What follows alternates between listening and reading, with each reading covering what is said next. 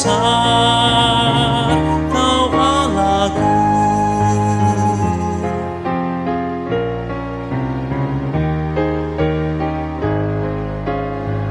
Ya Tuhanku, apabila ku renungkan pemberian-Mu dalam penebus, ku tertegun bagiku dicurahkan oleh Putra-Mu darahnya kudus. Maka jiwaku pun memuji-Mu, sungguh besar Kau Allahku. Maka jiwaku pun memuji-Mu, sungguh besar Kau Allahku.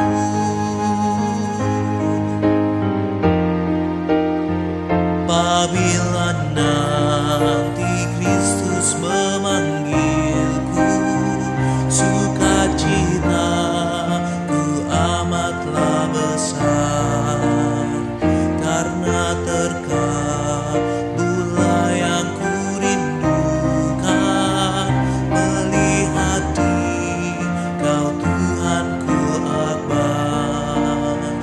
Maka jiwaku pun memuji-Mu, sungguh besar Kau Allahku. Maka jiwaku pun memuji-Mu, sungguh besar Kau Allahku.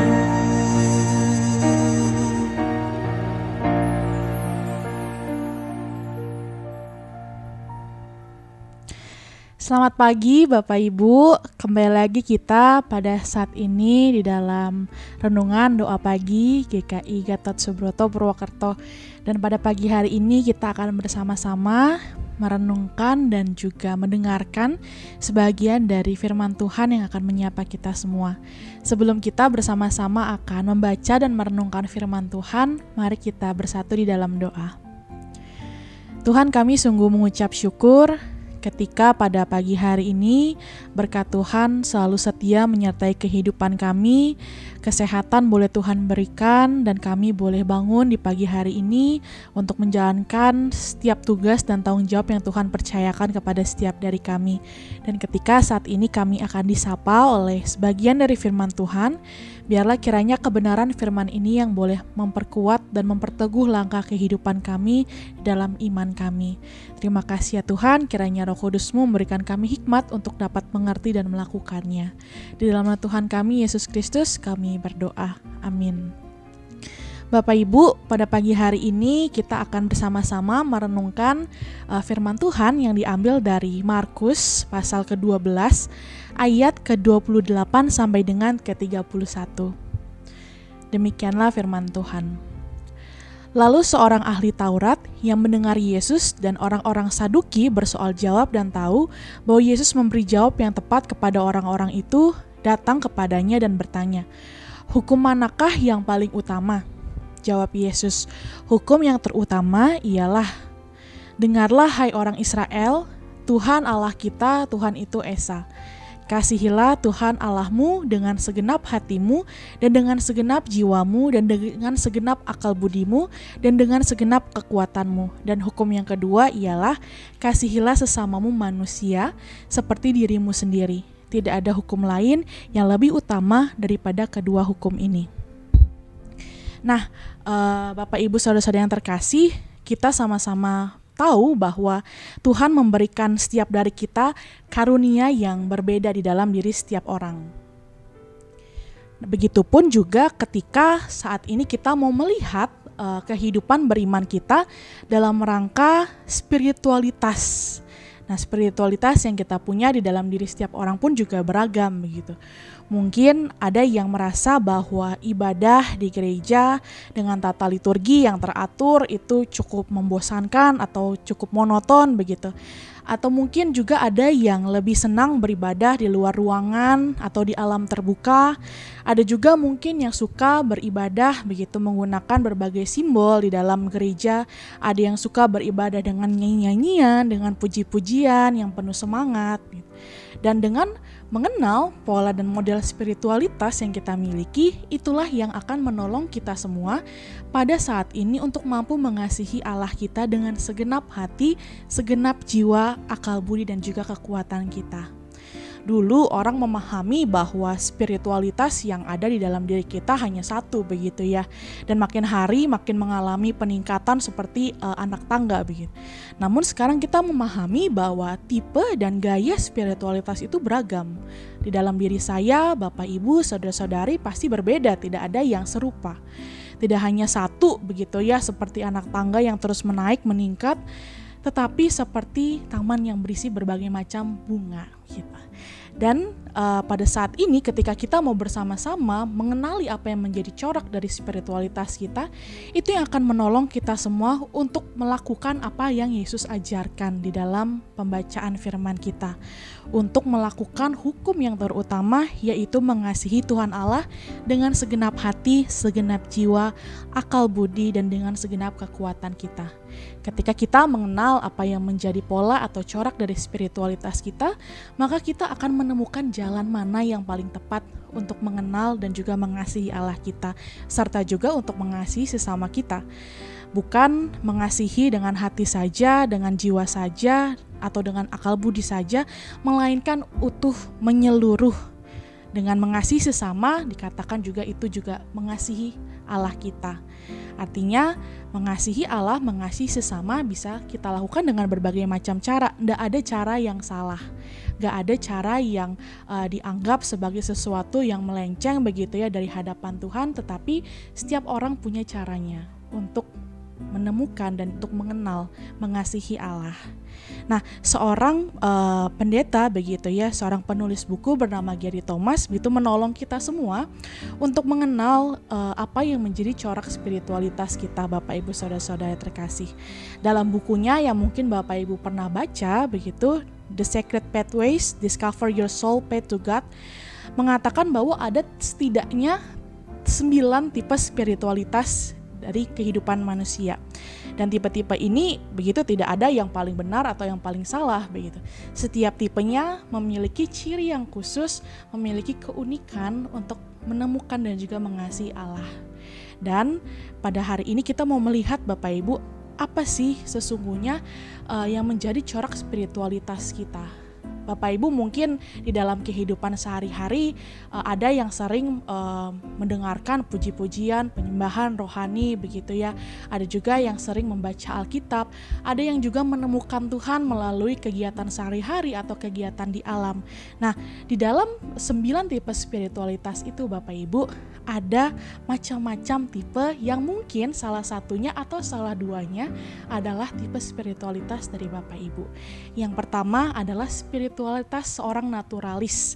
Jadi seorang ini sungguh-sungguh menghayati dan mencintai Tuhan melalui kehidupan alam, melalui apa yang dia lihat, melalui pegunungan, melalui alam terbuka. Ada juga seorang yang menghayati spiritualitasnya secara sensasi atau menyembah Tuhan melalui indera penciuman, begitu indera penglihatan, perasa. Atau ada juga yang merupakan seorang yang sangat tradisionalis. Ia melihat Tuhan, mengasihi Tuhan melalui ritual, melalui simbol, melalui sakramen, pengorbanan, begitu. Ada juga yang tipenya seorang pertapa, begitu, mencintai Tuhan dengan kesendirian, begitu, dengan kesederhanaan. Ada juga nih Bapak Ibu yang juga menarik bahwa ternyata juga ada seseorang yang memiliki spiritualitas sebagai seorang aktivis, gitu. Jadi ketika dia melakukan orasi, begitu ya, melakukan seruan-seruan tentang keadilan, itu adalah bagian dari caranya berspiritualitas kepada Tuhan. Ada juga yang modelnya seorang pengasuh begitu. Dia melihat Tuhan di dalam diri orang lain. Jadi ketika dia mengasihi orang lain, dia juga mengasihi Tuhan. Ada juga yang tipenya antusias begitu, yang suka beribadah, suka menemukan Tuhan atau menjumpai Tuhan melalui puji-pujian yang energik begitu ya, yang membuat semangat begitu melalui perayaan-perayaan atau ibadah-ibadah gereja begitu ya. Ada juga yang modelnya kontemplatif dan juga ada yang modelnya intelektual, menemukan Tuhan melalui penemuan-penemuan, melalui pengetahuan-pengetahuan. Nah Bapak Ibu, kesembilan spiritualitas ini tidak ada yang salah, tidak ada yang benar. Dan ketika saya mencoba untuk merenungi di bagian manakah letak dan corak spiritualitas saya menjumpai bahwa ternyata diri saya adalah seorang naturalis. Naturalis ketika saya melihat alam terbuka, begitu pegunungan-pegunungan, begitu ya, burung-burung yang berterbangan sebagai bagian dari kasih Tuhan dan juga kemuliaan Tuhan. Nah, seperti apakah corak spiritualitas dari Bapak, Ibu, dan saudara-saudari? Dan ketika kita sudah mulai menyadari apa yang menjadi corak dari spiritualitas kita, kedua hukum yang terutama ini maka akan dengan mudah bisa kita lakukan untuk mengasihi Allah kita dan juga sesama kita. Karena apa? Dengan belajar untuk mengenali diri kita sendiri, kita juga belajar untuk mengenali bagaimana Allah sungguh berperan di dalam kehidupan kita. Ada sebuah pujian Bapak Ibu yang begitu saya sukai begitu sejak saya kecil, yang seringkali kita nyanyikan dari Kidung Jemaat ke-64, Bila Kulihat Bintang Gemerlapan.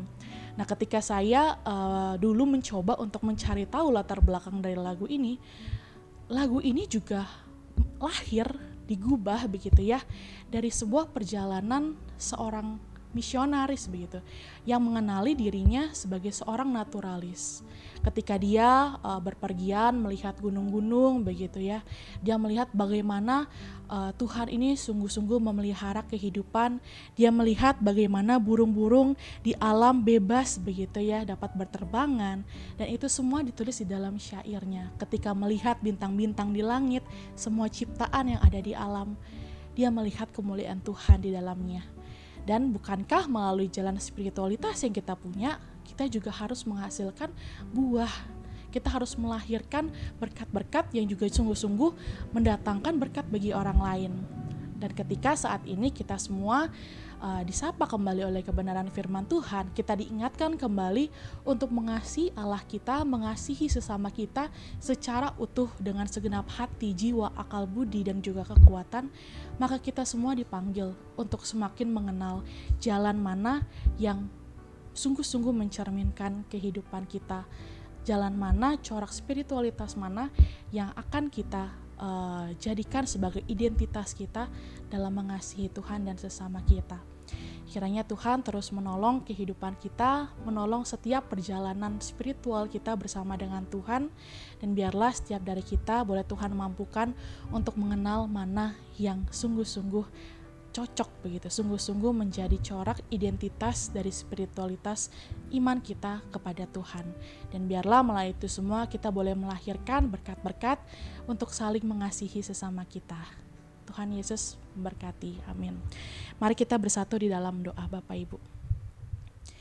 Kami mengucap syukur ya Tuhan ketika pada saat ini Tuhan memberikan kami kesempatan untuk kembali disapa, untuk kembali diajar oleh Tuhan tentang bagaimana kami mengenali diri kami, mengenali corak spiritualitas yang kami miliki. Dan biarlah kiranya Tuhan saat ini setiap hal yang boleh kami renungkan, setiap hal yang boleh kami pikirkan, boleh sungguh-sungguh membawa kami kepada kebenaran identitas kami, ketika kami mencari jalan mana yang paling tepat, paling sesuai, dan paling sungguh-sungguh kami hayati di dalam kehidupan kami. Dan biarlah melalui cara apapun kami mengasihi Tuhan, kami boleh sungguh-sungguh menghasilkan buah yang menjadi berkat, yang menjadi bentuk kasih Tuhan di dalam kehidupan ini bagi sesama kami. Dan biarlah ya Tuhan melalui seluruh kehidupan kami, dengan seluruh apa yang kami miliki, kami boleh sungguh-sungguh mengasihi Tuhan, kami boleh sungguh-sungguh mencerminkan kasih dan juga kemuliaan Tuhan. Terima kasih ya Tuhan, kami berdoa bagi seluruhnya, terkhususnya gereja kami terkasih, GKI Gatot Subroto Purwokerto, dan biarlah kiranya melalui gereja ini, kemuliaan kasih Tuhan juga boleh semakin nyata di dalam kehidupan ini. Terima kasih, kami menyerahkan kehidupan kami hari ini, hari yang akan datang di dalam pertolongan kasih Tuhan kami Yesus Kristus. Di dalam nama Tuhan kami Yesus Kristus, kami berdoa. Amin. Selamat menjalani hari Bapak Ibu, Tuhan Yesus memberkati.